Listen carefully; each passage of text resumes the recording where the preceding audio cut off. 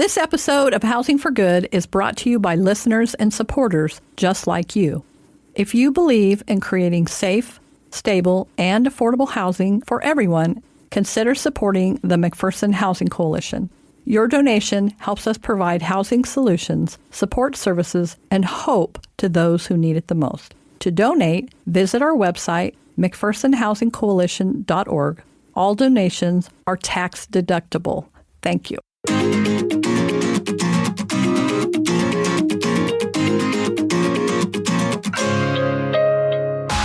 Welcome to Housing for Good, a podcast dedicated to housing topics and issues affecting our communities in McPherson County and beyond.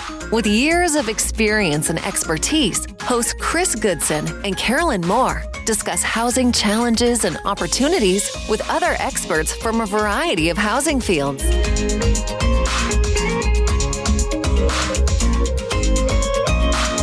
Hello, and welcome to this week's episode of Housing for Good. I'm Karolyn. And I'm Chris. Hello, Chris. Do we have any news today? Well, the only news I have is we had Marilyn Stanley on the last podcast. And we're getting ready to have her again. And she talked about that first-time home buyer program. Yeah. What a great program for anybody who's a first-time home buyer that qualifies through their income. And then if you're recently divorced or you haven't owned a home in 3 years, there's a lot of opportunity out there for people in Kansas who want to own their first home. So that's very exciting for me because I think everybody should have that opportunity to buy a home. Yeah.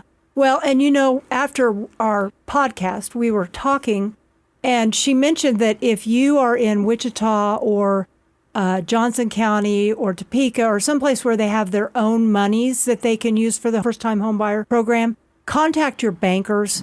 There's a agency in those communities that can help you get to that program. It's just a matter of finding the right person and having that conversation. So I was super excited to hear that too. Me too. Yep. I love it. So, okay. Yep. Okay. So we have Marilyn back. Yeah. Welcome back, Marilyn. Hi. Thank you.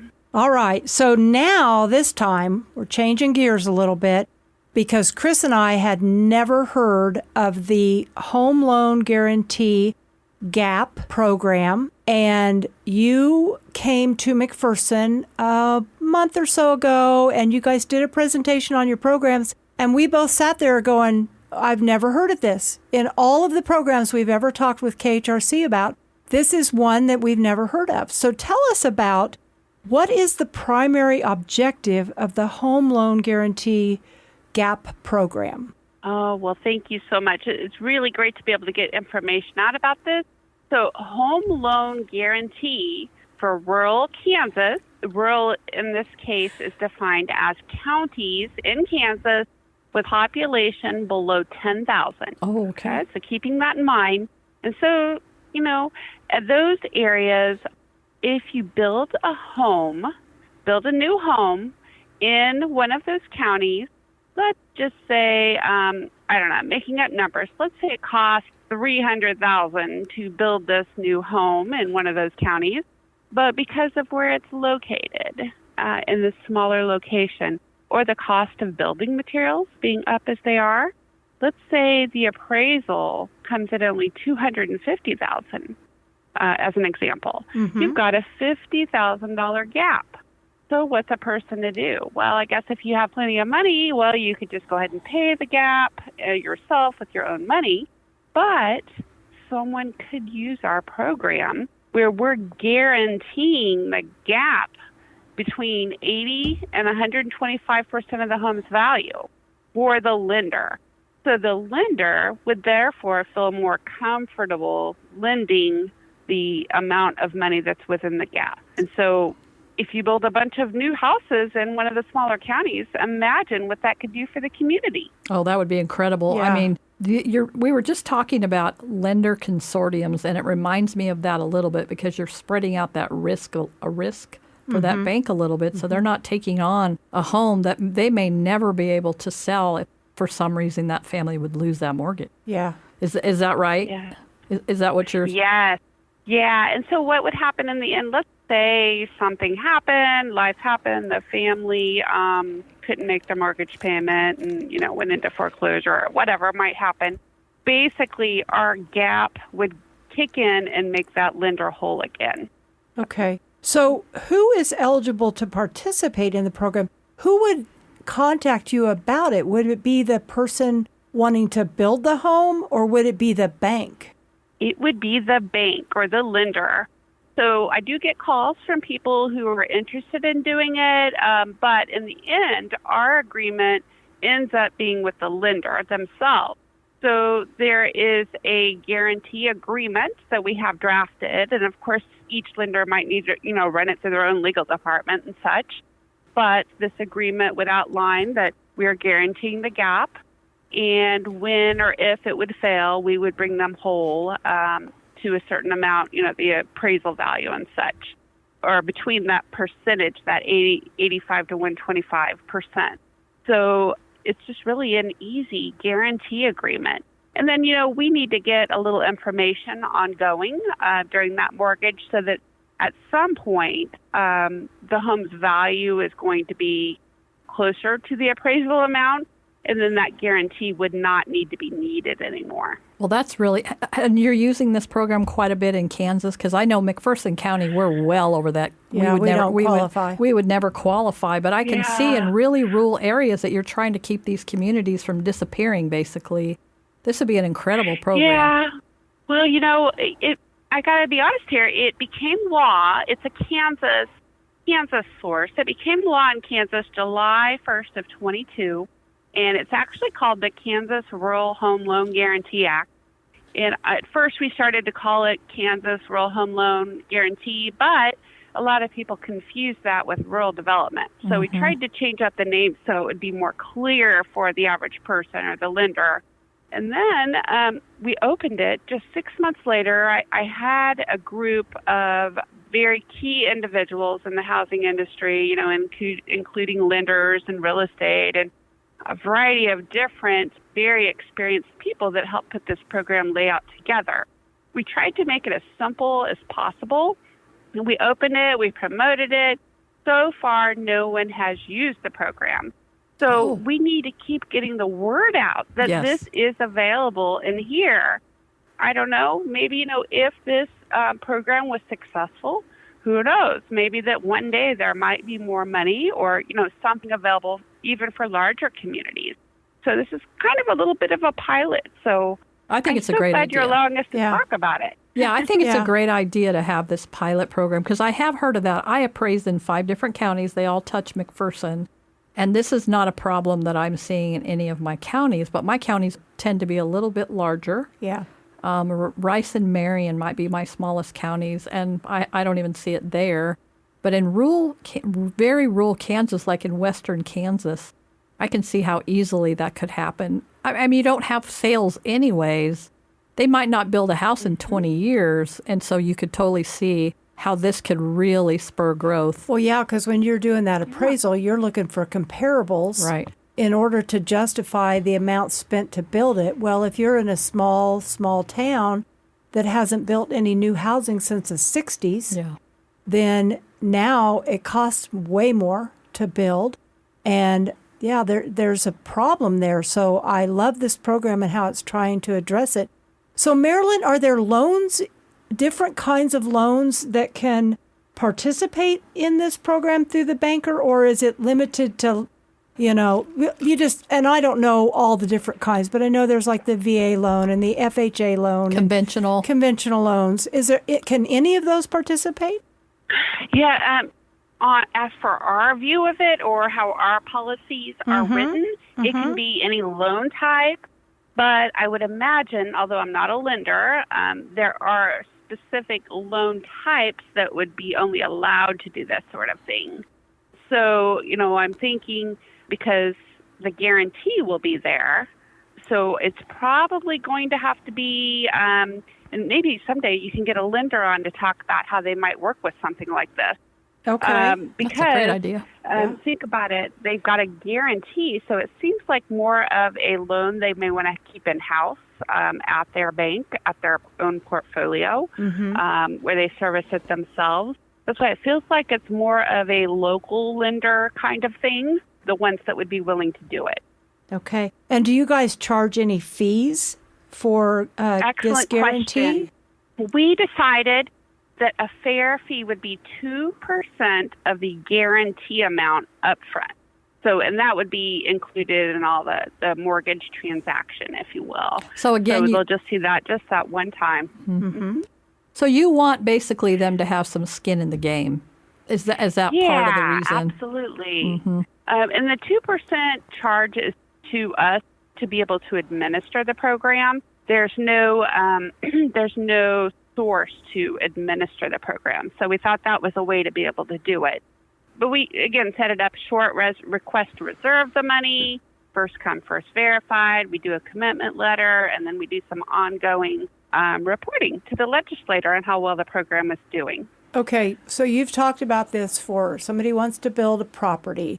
Are there limits on what type of properties they can build with this? Can they do apartments? Can they do duplexes? Yeah, and how much? Can I build a $500,000 house using this program? I mean, that's a little out of crazy. Yeah. But. Excellent questions. And this is for single family kinds of things. So it's not really quite fitting to like developers, if you will. Okay. It's for like a person or a family or something that, says, okay, I'm going to build this new house. And then they're working with the lender, and I'm sure they've got some kind of developer builder involved. Mm-hmm. But it's not like a large project. Okay. It's an individual project. That makes sense. And our guarantee fund is $2 million. So we could do multiple guarantees, but each home is limited to only a $100,000 guarantee. So let's, again, using that example, let's say it costs $300,000 to build it, and the appraisal is $250,000. So we would guarantee a little bit more than $50,000, and they would be okay. But we could go as high as $100,000. Wow. If we needed to. Okay. And can this program, we spoke in the last podcast about the first-time home buyer program and how it can be paired with other programs to help that first-time home buyer. But what about this one? Is this something that could be paired with other programs to help, or is it really just you have enough money to do this, there's an issue with the comparables, and we're just covering the gap amount? It is more just like you just stated. Yeah, Okay. It's not real good to match with other things. Not that we wouldn't be available or open to consider that, Mm-hmm. but because of the amount of money it would take to afford a newer home payment. And the first-time home buyer program we talked about last time, it is more for existing homes. Okay, More yeah. certificate of occupancy already issued. And this being to build a new home. Okay. And you know what? I haven't mentioned, there are actually 67 of the 105 Kansas counties that we have this kind of population.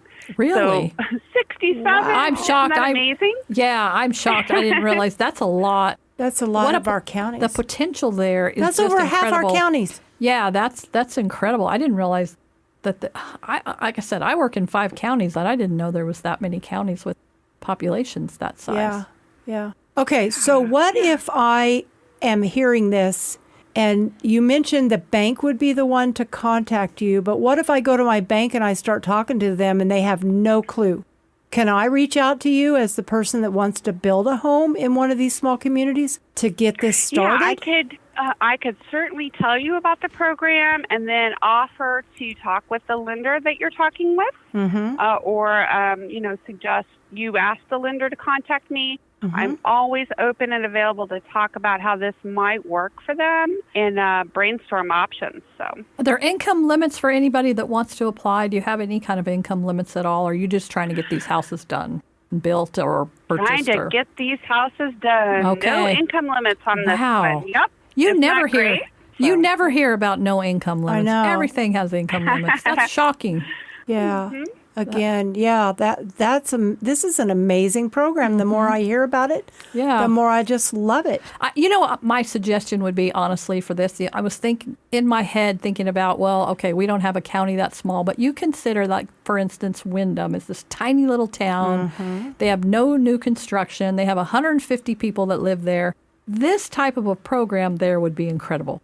Yeah, And but they live in a county. No. that has- I know, but I'm just saying, they wanted to expand it a little bit. Yeah. I mean, sounds like with 60-some counties, maybe you don't need to. But if you were going to expand it, that's how I would do it. Yeah. Is find these little cities. Like I was at a meeting the other day, and the lady that lives there said they figure within 10 years it's going to be one of those, I can't remember the name of it, but basically you wouldn't have a government anymore. You'd just be this, this type of city that's not designated as a city anymore, like Elyria. Incorporated. Unincorporated city. Yeah. And that's where they're headed if they don't figure this out. Well, and that's really sad. And we have some really great communities across our state that are small, but we want to keep them functioning and hopefully help them to grow a little bit.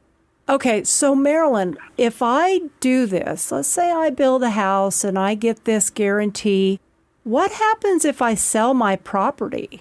Maybe it doesn't work out for me to be there long term, and so after 8 years, I have to get a different job someplace else. Does that gap get impacted? What happens then?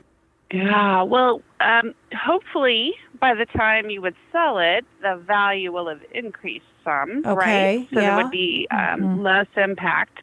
As we know, the last few years, values have increased greatly. However, not every year is like that. So within the gap difference there, I think there's a lot involved where, we don't want to take a loss in our gap fund, but it does guarantee it. So there's certain provisions in there that I think are included for the lender where this family would try to sell the house for where it's worth. But again, if they can't, what does one do, right? I mean, if they have to move away. So there's a lot of details involved in the guarantee agreement. And absolutely anybody can take, if they wanted to check out what's involved, if any of the lenders are out there listening right now, check out what's involved in the specific details. We do have our draft guarantee agreement, obviously open to revisions based on the lender's legal department on our webpage and available. Especially like Chris, if you're out there and about and you stumble upon one of those lenders that might do something like this, please send them to look at that. I plan on doing that, actually. I'm a big promoter of your programs to everybody. I'll be out appraising a house. I'll say stuff like, hey, have you ever heard of this? So my other appraisers like, what are you talking? Appreciate you. I know. I'm like your own personal free marketing person running around all over the place. But, okay. My brain, just as I'm sitting here thinking and listening to what's being said about this, I think about the little community of Grinnell that just had a tornado go through. And what a difference something like this could make in that teeny tiny community. If there were some people that, wanted to pursue this, they want to stay there, they want to rebuild. What county are they in? I'm not sure. I know they're Western Kansas. Okay. Looks like Gove County. Gove is tiny. Gove County. Gove is tiny. So that would be, I actually know somebody that lives in McPherson from Gove. You need to spread the word to Grinnell and Gove County about this particular program. I really appreciate KHRC and how they're trying to work towards building these smaller counties, the communities that are there. They need help, and we have to think outside the box. And honestly, this is one of those programs that thinks outside the box on how to help people build in a place where you cannot get comparables. And I love it. Yeah, I just love this too because there's no income guidelines, which that sounds terrible that I'm saying that because we have an organization that looks at that all the time. We look at that all the time. But a lot of times middle class people kind of get pushed out of this stuff because they make just a little bit too much. Yeah. And we need to continue to bring families that can purchase homes into these communities so that kids can start going to the schools and we can keep the education system in place. And you don't have to go on a bus. You have to do this. Karolyn and I had a conversation today. We gave a presentation, and they had no idea what affordable housing was or low-income housing and why it's important to the state of Kansas, to communities, to build education, for families to be stabilized, for economic development. They had no idea that it was all tied together. So that's what this is doing, is tying that together for these communities and for these counties. I love it. So, Marilyn, if somebody's hearing this podcast and they think, I want to find out more about this, is there a web page that they can check out? Absolutely. Here at the Kansas Housing Resources Corporation. Our webpage is kshousingcorp.org. And within our webpage, we got lots and lots of information, but they would want to look for a home loan guarantee for rural Kansas. And on that page, they can get all those details, or as usual, they could just give me a call. I'd be happy to talk to them about it. Okay. This was awesome. I know. I learned so much. I never heard of this before. I love this program. I love it I hope too. if you're listening across Kansas that you run to your bank if you're wanting to build something or wanting to buy an existing home and you know that it's out, that it's never going to appraise out. And yeah, that's a problem because I've talked to many, when we go to KHRC conferences, I've heard that conversation. Well, we want to build in this community, but it's never going to appraise. Yeah. So this is awesome. Yeah. I don't know who thought of this, but this was a great idea. Yeah, I love it. I'm going to let everybody I know about it. And, you know, if you're listening and you have a loved one or somebody in your family or just a friend that lives in one of the 66 communities that has less than 10,000 people living there, pass the word about this. Let them know that there's hope to start building their community or their county the community in the county. Yep. And pass the word because that is the work that KHRC does. They are our housing agency that from HUD for Kansas, and they work all across the state and do amazing work. They've been a great partner for us. We have so yeah. many programs from KHRC, and we appreciate you very, very much, by the way. We do, yes. Yep. Marilyn? We appreciate McPherson Housing. Oh, thank you. Anything else that we haven't asked about that you just are dying to let people know about this program in particular? I think we just need to find a way to use it. It's available. The last thing I want to do is have a program that's not that's not being used, and then then it doesn't exist. So if we can find a way for people to be aware of it, use it so we can keep it and maybe grow it someday, that would be outstanding. That would be awesome. Well, thank you today for listening to our podcast, Housing for Good. If you would be interested in being on the podcast or you know somebody that would be really cool to talk to, drop us a line, leave us a review, let us know how we're doing. That can all be done at housingforgood@mcphersonhc.org. Have a great day.